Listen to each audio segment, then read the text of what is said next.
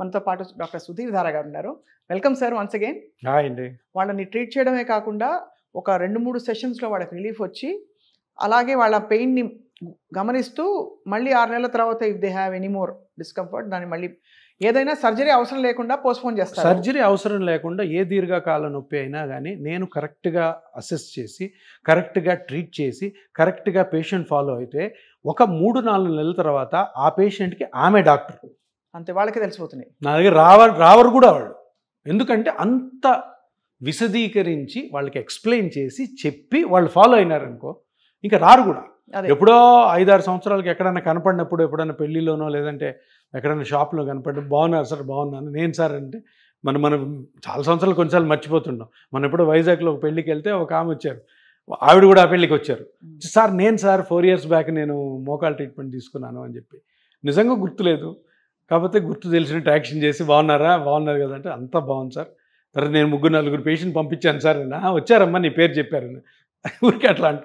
So అంటే అది చాలా హ్యాపీనెస్ ఉంటుంది. బేసికల్ ఏంటంటే నేను చెప్పబోయేది ఆ ఫాలోఅప్, ఆ రూల్స్ అండ్ రెగ్యులేషన్స్ మనం కరెక్ట్గా అర్థమయ్యేటట్టు చెప్పి పేషెంట్ ఫాలో అవుతుంది లేదు అది కూడా వాచ్ చేయాలి.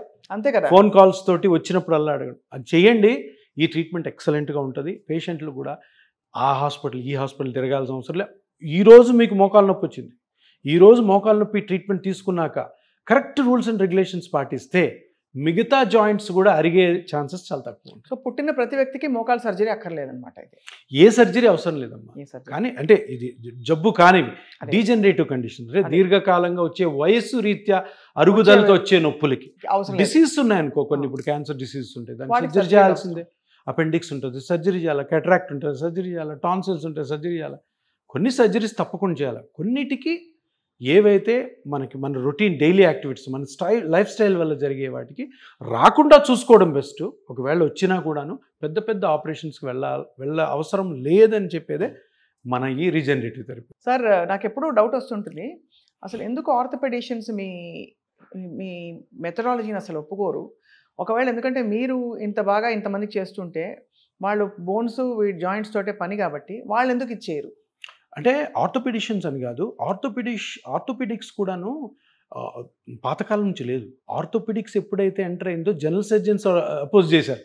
అవును, ఏదైనా కొత్త స్పెషాలిటీ వచ్చినప్పుడు రిపల్షన్ ఉంటుంది. అవునవును, 2-3 నచ్చని విషయం ఉంటుంది. అంటే చాలా మందికి నచ్చకపోవచ్చు, ఒక 2-3 రైజ్ అవుతారు, అరుస్తారు, ఇది పని చేయదు, ఇది అంత మోసం అది అని చెప్పి. మేము చేస్తాం కదా, మేము ప్రతి దాంట్లో ప్రతి సెగ్మెంట్లో ఉంటుంది.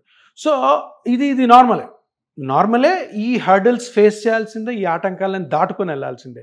అదే విషయంలో కొంతమంది కంప్లైంట్ కూడా ఇచ్చారు కౌన్సిల్లో మేము దగ్గర ఒక 1000 నుంచి 1500 రీసెర్చ్ పేపర్స్ని కౌన్సిల్కి సబ్మిట్ చేసాం. అంటే ఎంత బాగా ఈ PRP పనిచేస్తుంది, ఎన్ని కంట్రీస్లో ఎంత ఎక్సలెంట్ రిజల్ట్స్ వచ్చాయి, ఎన్ని రీసెర్చ్ పేపర్స్ పాజిటివ్గా ఉన్నాయి అని చేసినవి ఆర్థోపెడిషియన్సే.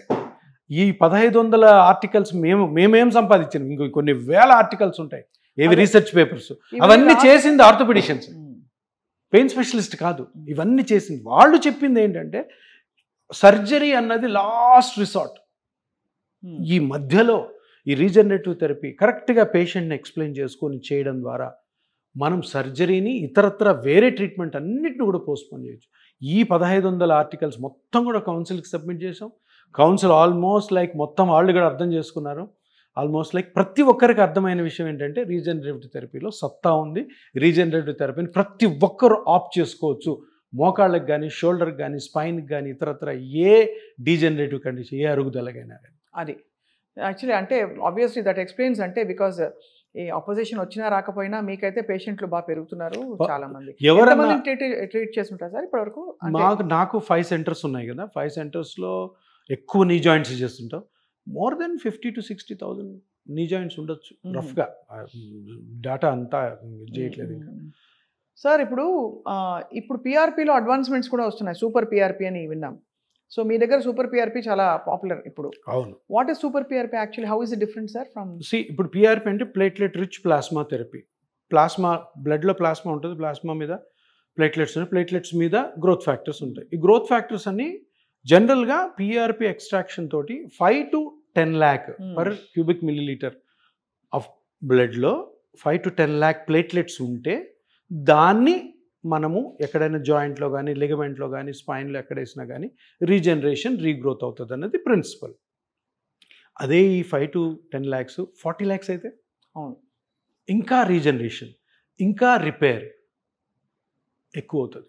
అంటే ఆ ప్లేట్లెట్ నెంబర్ని, ఆ గ్రోత్ ఫ్యాక్టర్ నెంబర్ని కానీ ఎక్కువ కానీ మనం రిలీజ్ చేస్తే ఫాస్ట్గా రిపేర్ అవుతుంది, ఎక్కువ కాలం ఉంటుంది. సో దీన్ని సూపర్ డోస్ పిఆర్పి అంటారు. మామూలుగా పిఆర్పిలో 20 ml తీసుకుంటాం బ్లడ్, దీంట్లో 40 ml తీసుకుంటాం. ఇందులో మనకి ఇంత ఇస్తే తట్టుకుంటుంది బాడీ, ఇంత ఇస్తే మన బ్లడ్డే కాబట్టి ఏం ప్రాబ్లం ఉండదు. ఎంత ఇచ్చినా ఏం కాదు. మనం తీసుకునేది 20 ml, సూపర్ డోస్ పిఆర్పిలో 40 ml తీసుకుంటాం. దాన్ని సపరేట్గా ప్రాసెస్ చేసి దాంట్లో దగ్గర 40 lakhs గ్రోత్ ఫ్యాక్టర్స్, ప్లేట్లెట్స్ మీద ఇంకా గ్రోత్ ఫ్యాక్టర్స్ కొన్ని బిలియన్స్లో ఉంటాయి.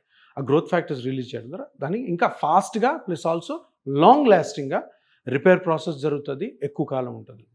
సో ఇది నెక్స్ట్ ఎన్హాన్స్మెంట్ అనమాట, next improvisation of PRP. So దీంతో బేసికలీ ఏంటంటే కొన్ని మొండి కేసులు ఉంటాయి. సో కొన్నిసార్లు తగ్గవు. ఎలాంటి సార్ మొండి కేసు? ఒక మొండి ఎగ్జాంపుల్ కేసులు అంటే మనం ఆల్రెడీ చేస్తాము, రెస్పాన్స్ కొంతమందికి రాదు, 10 to 15% ఉంటారు. వాళ్ళలో super dose PRP last PRP లాగా కూడాను. కొంతమంది ఆల్రెడీ రావడమే చాలా బ్యాడ్ పొజిషన్లో ఉంటారు, వాళ్ళకి డైరెక్ట్గా సూపర్ డోస్ పిఆర్పి చేయడం అందరికి చేయం. సో అందు కొంచెం ఎర్లీ స్టేజెస్లో ఉంటారు, వాళ్ళకి మామూలు రొటీన్ పిఆర్పి సరిపోతుంది. సూపర్ డోస్ పిఆర్పి అన్నది జనరల్గా మా ప్రోటోకాల్ ఏంటంటే హై గ్రేడ్, అంటే బాగా సివియర్గా నీకు డీజనరేషన్ ఉందనుకో, దానికి సూపర్ డోస్ వాడతాం. చాలా లేదు యంగ్స్టర్స్ ఉంటారు, స్పోర్ట్స్ పీపుల్ ఉంటారు, స్పోర్ట్స్ పీపుల్ ఎట్లన్నా కానీ దాన్ని రిపేర్ చేసుకొని రీజనరేట్ చేశాక మళ్ళీ గ్రౌండ్లోకి వెళ్ళాలి కదా, కోర్టులోకి వెళ్ళాలి కదా, వాళ్ళకి యూజ్ చేస్తాం. సో వాళ్ళకి ఏంటంటే ఫాస్ట్గా అయిపోవాలి. వాడు వెంటనే నెక్స్ట్ టోర్నమెంట్ ఆడాలంటే 15 రోజులు 20 రోజులు నెల ఉంటుంది. అవును, వాళ్ళకి సూపర్ డోస్ పిఆర్పి వాడుతాం. సో వీటిల్లో రిజల్ట్స్ మంచిగా ఉన్నాయి, ఫాస్ట్గా ఉన్నాయి, ప్లస్ ఆల్సో ఫాస్ట్గా వాళ్ళని యాక్టివిటీకి తీసుకురావచ్చు. Thank you very much doctor Sudheer Dhara గారు. బికాస్ రెవల్యూషనరీ కాన్సెప్ట్స్ ఉంటాయి మీవి. ఎక్సర్సైజ్ అక్కర్లేదు, ఇవన్నీ విని చాలామంది హర్షిస్తారు. లావుగా ఉన్న వాళ్ళందరూ అన్హెల్దీ కాదు, సన్నగా ఉన్నారని చెప్పి హెల్దీ అని అనుకోవద్దు. కాబట్టి ఇవన్నీ కొత్త ప్రమాణాలు మనమే పెట్టుకుందాం ఇంకా రాబోయే కాలం కోసం. Thank you so much sir. నమస్తే.